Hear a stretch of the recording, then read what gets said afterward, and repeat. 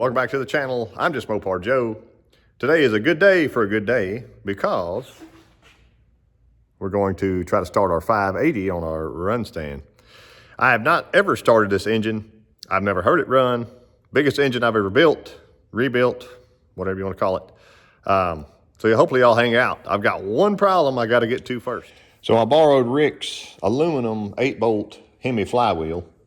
And this is a like 69 cast iron 11-inch bell housing. And here's a sound. Well, what's happening is... There we are. What's happening is the flywheel itself actually needs to move closer to the starter. You see it there. I'm assuming, I think he said it's a Schaefer brand or something. It's pretty old school. I'm assuming it was made for like a blow-proof bell housing that has a block saver plate or something that would space it out a little bit. I've got a solution today to try, and we're gonna see if it'll work. If it does, we get to hear the engine run. I wanted to draw a line really quick to kind of better explain what I'm doing. So, example, where this red line is that you can barely see, imagine that's where the flywheel teeth are, and a starter sticks out here. I need these teeth to actually move inboard about 1/4 of an inch. And the way I figured that out was I measured from the teeth to the back of the block underneath the here. And I measured from the teeth to the back of the block on that 383 that's over there. And this starter and this bell housing worked great on that 383 that's over there. So I then knew, using a little deduction here, I have deduced that we need to move that dude in. Well, how do you move a flywheel closer to the starter? I'm gonna leave the starter bolted to the bell housing, and I'm gonna space right here between the bell housing and the engine. And I could stack washers and it'd be kind of questionable, or I could use this engine plate that somebody gave me. It is. And it looks like they've fought a starter issue before as well. So if you measure that, it is just under 1/4 inch thick. I think it's gonna be perfect for me. To slide right between there. I'll keep this as a shim, but I don't need all that plate business because it's gonna hit the header. So I gotta get it trimmed up. I'll bring it back, we'll slip it in and see if it works. So after an hour and a half of installing that motor plate and cutting it down so that it would space the bell housing away, also spacing the starter away. You'll notice the starter's still mounted to the bell housing. So the starter actually goes that way. The flywheel stays in place. Here's what we got. Sounds real bad because it is. It needs to go even further. So my option is to start stacking washers here, which is ridiculous. I'm looking for a setup that would actually work on the dyno. So I called Kuntz, where I'm going to take this to dyno. And surprise, they let me borrow the flywheel and bell housing that they actually use on the dyno for the 8-bolt stuff. So luckily, I'll have that already bolted on here before it ever gets to the dyno. But I got to jack this back up. I just got a block of wood under the oil pan, and my front supports are still hooked up. So I didn't have to disconnect any of that. I can jack it back up, move my center brace here or rear brace backwards. There's some slides. And then pop that stuff off, put the new one on, and rock and roll. So we'll be right back for that. So after all that fun, I put their bell housing on, I put their flywheel on, I put my starter on, and you'll see that in just a second. The starter was too deep into the thing. The owner of this engine was saying he thought maybe that flywheel needed a Chevy starter. When I used the Power Glide conversion kit deal, you used a Mopar starter, a similar flywheel to that, but it had an engine plate. You bolted the plate to the engine, and it was actually an adapter. It had studs sticking out. And then you bolted your starter to the plate itself in the correct position, so the starter would remain on the same side. So what I did, I had to space that dude out. And you'll notice, what better spacer to have than another starter that I just took a Sawzall to and a burr bit. But this is like the exact correct amount. I needed like 660 thousandths, and this is within like 15 or 20. So now, when I pull our trigger, we make magic happen, finally. So my next step is to pick up some tools and get them out of the way. Hook my water hose back up, fill this thing up with water finally. I want to reprime it again on the run stand because he had mentioned to me previously it would take a while. He would actually crank it over to get some pressure built up. And I haven't timed this yet, so I need to time it today also before the big fire up. Pressure.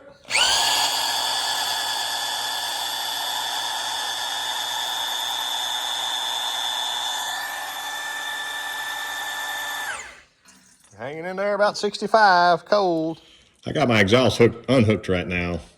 I'm just gonna hit the key, see if it'll hit at all. This has got obviously a large roller cam in it. My timing should be pretty close. I gotta fix that goofy starter wire right there. I see it's stretched out to the max since I've had to do so much craziness with my starter lately.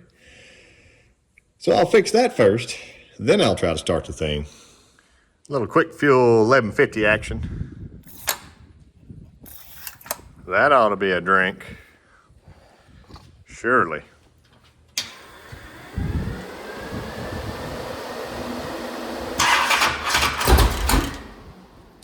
She's gonna start. Thank goodness. I'm gonna bolt my exhaust on now. I don't want to be out here deaf. Also, it's a lot easier to hear an issue with mufflers on, okay? I have figured that out in the past. And before we're all said and done today, I'll pop them off so we can all hear what it sounds like. But I don't like free revving an engine over like 4,000 RPM or something. There's nothing good that comes from it. Nothing at all. You'll notice I got some plug wires hanging down too. These are the plug wires he included. See, I got these red ones I had to loop around because of my goofy little headers here. So exhaust on, we're gonna run this thing. All right, the first official startup of our 580 engine rebuild.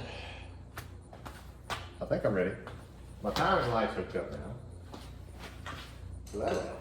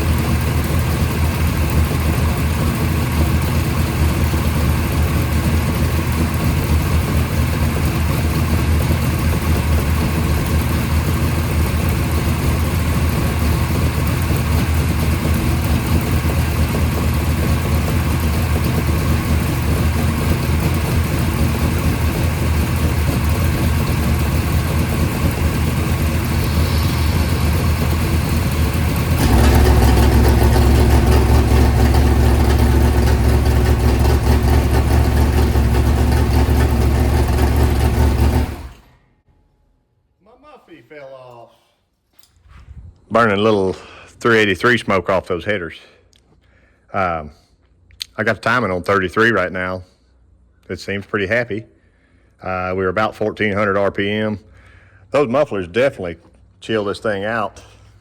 I may have to get my gloves back on to put that dude on there now that it's warmed up. But 65 pounds of oil pressure right off the bat. I like that. Now here's start number 3. I got some wire on that exhaust pipe now, maybe it'll stay.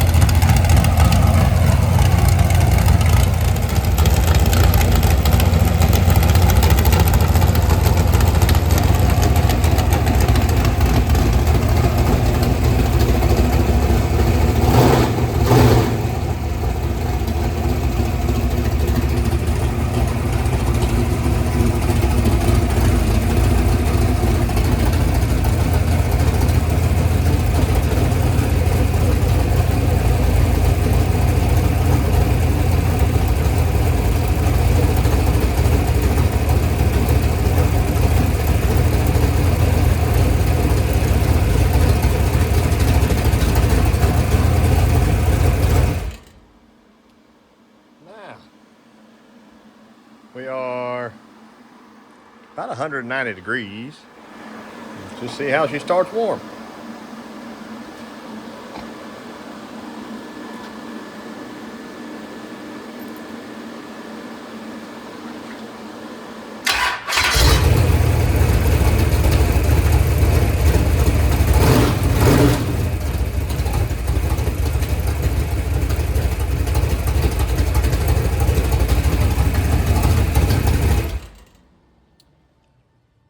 There you go. I think I need to check those valves now warm, and we'll be ready for a dyno day. What do you say?